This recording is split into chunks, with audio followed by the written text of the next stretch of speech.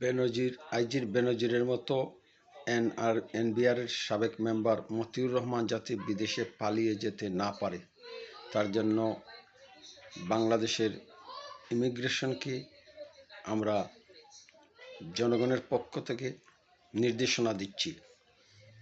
দুদক, immigration সবাই মিলে এই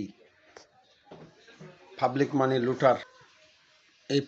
মানি লুটার মতিউর রহমানকে আটকাতে হবে, একটা উদাহরণ সৃষ্টি করতে হবে। আমরা জোরদার আকুল দাবি জানাচ্ছি সরকারের বিভিন্ন সংস্থার কাছে, এই ডাকাত মতিউর রহমানকে আটকান, সে যেন কোনো অবস্থাতেই বিদেশে পালিয়ে যেতে না পারে। এই মতিউর রহমানের আমরা সর্বোচ্চ শাস্তি দাবি করছি, মৃত্যুদণ্ড হওয়া দরকার। আটকান এই ডাকাতকে, মতিউর রহমান নামক ডাকাতকে আটকান, সে যেন কোনো অবস্থাতেই পালিয়ে যেতে না পারে।